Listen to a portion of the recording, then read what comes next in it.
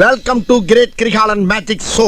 நடிக்க ஆரம்பிச்சிட்டாரு இங்கேயும். இப்போ செய்கையெல்லாம் கொஞ்சம் நடிச்சுக்காரு. ஆக்ஷன்லாம் இன்னும் ஸ்பீக்கர் வந்து ஆக்ஷன் கட்டு அதெல்லாம் இனிமேல் சொல்லுவாருன்னு நினைக்கிறேன். ஒன் மோர்லாம் போவாங்கன்னு நினைக்கிறேன். நக்கல்யா அவனுக்கு.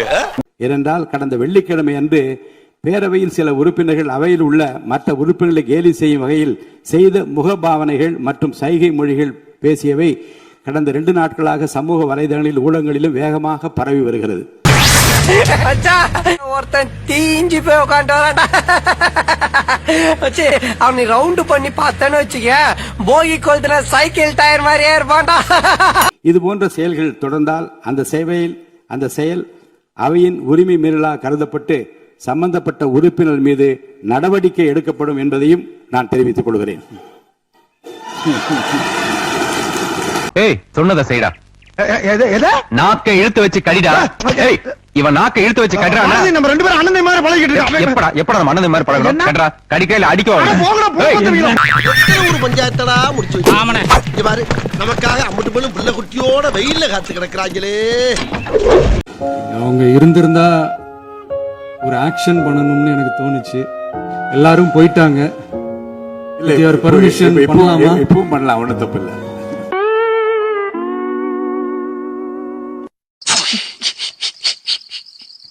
எனக்கு ஒரு பார்த்தா சிரிப்பா வருது.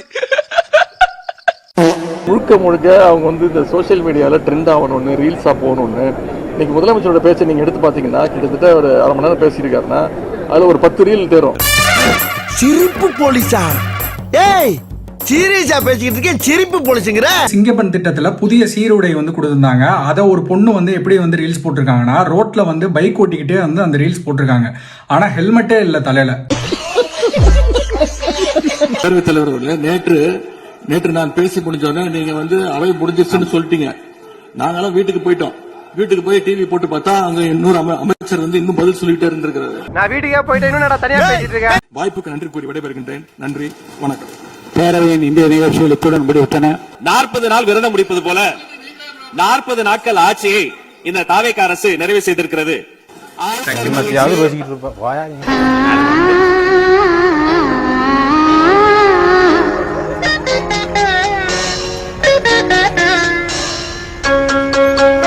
என்னடா சொல்ற? விடிய விடிய அங்கே இருந்தியா?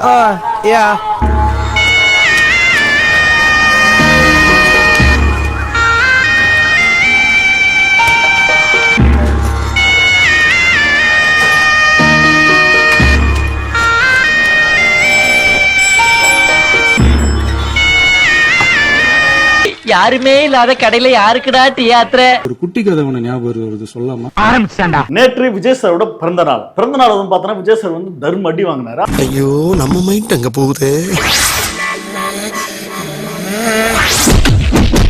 அந்த அடியின் உச்சம் பார்த்தோன்னா எப்படின்னா பதில் கொடுக்க முடியும், எப்படின்னா பதில் கொடுக்கணும்னு சொல்லிட்டு நைட்லாம் தூங்காம ஆளை வச்சு எழுதிட்டு இன்னைக்கு ஸ்கிரிப்ட் கூட வந்து பேசுறாரு. ஒரு குட்டி கதை ஒண்ணு ஞாபகம் வருது, சொல்லாமா? ஒரு குட்டி கதை ஒண்ணு இருக்கு. கடைசியா ஒரே ஒரு குட்டி கதை மட்டும் சொல்லிட்டு ஓடிப்போ. இது வரைக்கும் ஆடியோ லான்ச் மேடையில மீட் பண்ணோம். இப்போ ஒரு அதிரடி சேஞ்ச். ஒரு குட்டி கதை ஒண்ணு ஞாபகம் வருது, சொல்லாமா? இதே வேலையாத்தான் அலைகிறானா? ஒரு ஊர்ல ஒரு பெரியவர் வெயில் ரொம்ப ஜாஸ்தியா இருக்குன்னு சொல்லிட்டு கண்ணுக்கு மேல கை வச்சுக்கிட்டு இப்படி சுத்தி முத்தி தேடிக்கிட்டு இருந்தாராம். என்ன பாஸ் பேசுறீங்க? அப்ப கூட இருந்த ஒரு சின்ன பையன் என்ன தேடுறீங்க அப்படின்னு கேட்டானா. அதுக்கு அந்த பெரியவர் சொன்னாரா, அது ஒண்ணு இல்ல தம்பி, உங்க அப்பா இங்கதான் இருப்பாருன்னு சொன்னாங்க, அதான் தேடிக்கிட்டு இருக்கேன். எங்க உங்க அப்பாவையா காணோம்? காலங்கலிகாலமாய் போச்சு. நாங்க சொல்ல வேண்டியதெல்லாம் நீ சொல்லி எதுக்கு பொண்டாட்டி என்ன சுத்தி வப்பாட்டி? வீடு மச்சான், உனக்குதான் சூடு சொன்னே இல்லையா? பாப்பா படுக்கலாமா? இந்த அவமானம் உனக்கு தேவையா? உங்க அப்பா இங்கதான் இருப்பாருன்னு சொன்னாங்க, அதான் தேடிக்கிட்டு இருக்கேன். எங்க உங்க அப்பாவையா காணோம்? சார், நீங்க மைண்ட் வாய்ஸ் நினைச்சு சத்தமா பேசிட்டு இருக்கீங்க. உங்க அப்பா இங்கதான் இருப்பாருன்னு சொன்னாங்க, அதான் தேடிக்கிட்டு இருக்கேன். எங்க உங்க அப்பாவையா காணோம்? அதாவது என்ன சொல்றாருன்னா, ஒரு ஆணவ பேச்சுன்னு சொல்லுவாங்கல்ல, ஒரு வந்து ஆணவ திமிரு, அந்த திமிர்லயே வந்து சாரி பேசுறாரு. வேண்டாம், 1/4 நூற்றாண்டுக்கு அப்புறம் உன் வாழ்க்கையில ஒரு சந்தோஷம் கிடைச்சிருக்குதுன்னு அகம்பாவத்துல ஆணவத்துல தலகால் தெரியாம ஆடாத. இது நிலைக்காது. அதாவது டிஎம்கே ஜெயிச்சிட்டாரா, முக ஸ்டாலின் அவர் வந்து தோக்கஸ்டாராம். அது முக ஸ்டாலின் என்ற ஒரு ஆளே வந்து காணாம போயிட்டாரா, அதனால இவர் ஜெயிச்சிட்டாராம். அப்படி ஜெயிச்சின்ற ஒரு மெதப்புல பேசுறாரு. சார், நீங்க ஜெயிச்சது வெறும் 108 தான். என்ன பாக்குற? துப்புறானேனா உன்ன மூஞ்சில வேற யாரும் துப்ப விடாது பாரு. அத நான் துப்புறேன். இன்னைக்கு நினைச்சா கூட பாத்தீங்கன்னா ஸ்டாலினால உங்க ஆட்சியை கலைக்க முடியும், கவுக்க முடியும். பசங்களா உனக்கு ஏதாவது கொடுத்து அனுப்புங்களா? ஐயா உங்க அப்பா இங்கதான் இருப்பாருன்னு சொன்னாங்க, அதான் தேடிக்கிட்டு இருக்கேன். எங்க உங்க அப்பாவையா காணோம்? தப்பு பண்ணிட்டியா சிங்காரம், தப்பு பண்ணிட்டே. செங்கல்பட்டு கோர்ட்டில் கணவனை தேடும் மனைவி கதையெல்லாம் தமிழ்நாட்டுக்கே தெரியும் என்று உதயநிதி ஸ்டாலின் விமர்சித்திருக்கிறார். தரமான செய்க. இந்த ஆட்டோ போதுமா குழந்தை?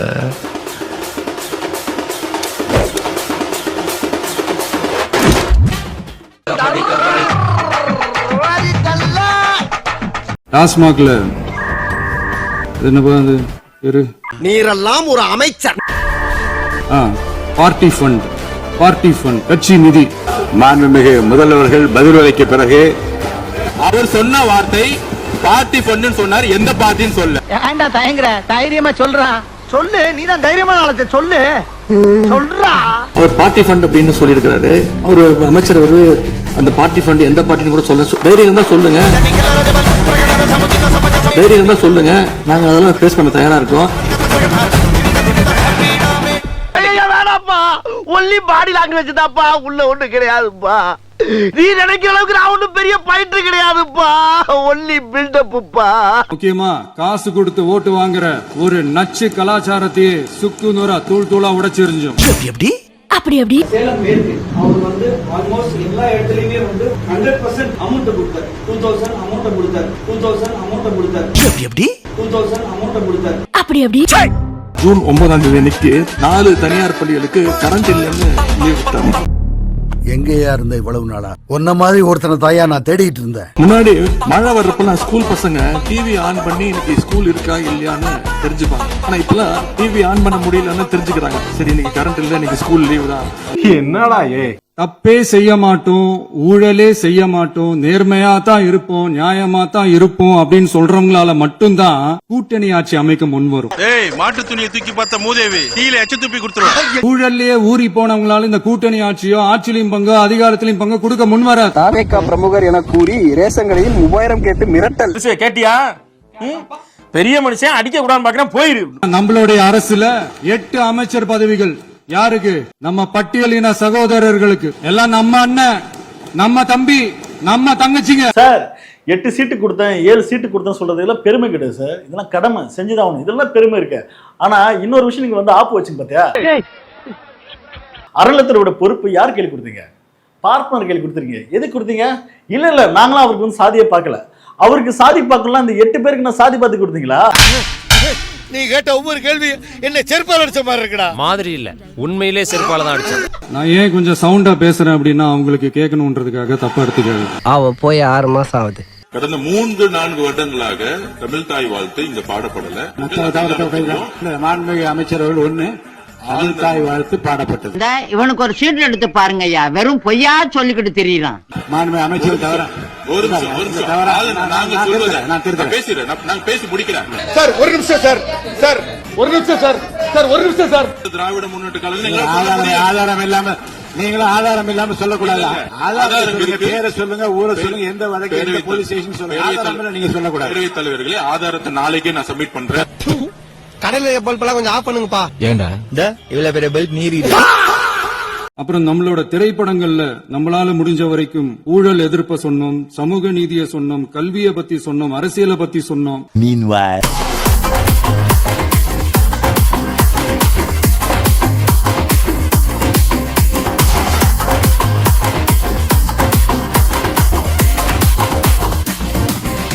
திரைப்படங்கள்ல நம்மளால முடிஞ்ச வரைக்கும் இப்படி பல வழியில மக்களுக்கு துணையா இருந்தோம். தாவேகாவினர் என்றால் தமிழக பெண்கள் அஞ்சி ஒதுங்கி நிற்க வேண்டும். 2008 ஈழத் தமிழருக்கு ஆதரவா உண்ணாவிரதம் போராட்டம் செஞ்சோம். எப்படி சார் நீங்க வாங்க வாங்க, ஏன் பயப்படுறீங்க? வாங்க, நான் அடிக்கல மாட்டேன், வாங்க. போர் முடிவுக்கு வரணும், நம்ம தொப்புள் கொடி உறவுகளான ஈழத் தமிழர்களுக்கு பாதுகாப்பான நிம்மதியான ஒரு வாழ்வு கிடைக்கணும்னு அன்னைக்கே கோரிக்கை வச்சோம். விஜய் அவர்களிடம் கையெழுத்து வாங்குவதற்காக நாங்கள் படப்பிடிப்பு தளத்திற்கு சென்றோம். அவர்கள் இதை பார்த்தவுடன் ஐ ஆம் நாட் இன்ட்ரெஸ்டட் என்று சொல்லி எங்களுக்கு திருப்பி அனுப்பிவிட்டார்கள். சோத்திரை அடி வாங்கியாச்சு, சேத்திரை அடி வாங்கியாச்சு. அவர்களின் பிறந்த நாளை முன்னிட்டு கீழ்கட்டளை, பல்லாவரம், பம்மல், அனகாபுத்தூரில் உள்ள அம்மா உணவகத்தில் கட்டணம் இல்லாத உணவு வழங்கப்படுகிறது. வீட்டு நெய்யில உங்க வீட்டுக்கு ஸ்வீட் செய்யாதீங்க. எப்படி அண்ணே உடனே தானே. அதாவது ஒரு மனுஷன் கேள்வி கேட்கறனா அன்னைக்கே பதில் சொல்லணும். திராணி தெம்பு இருந்தா அன்னைக்கு சொல்றதுதான் கெத்து.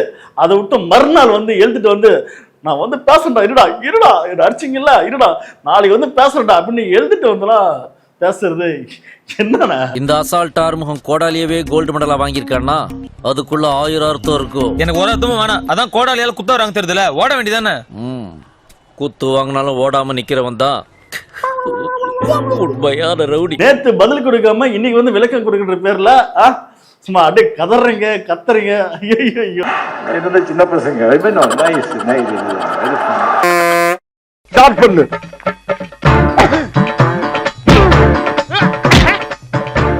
இங்கிட்டு வா. அப்படியா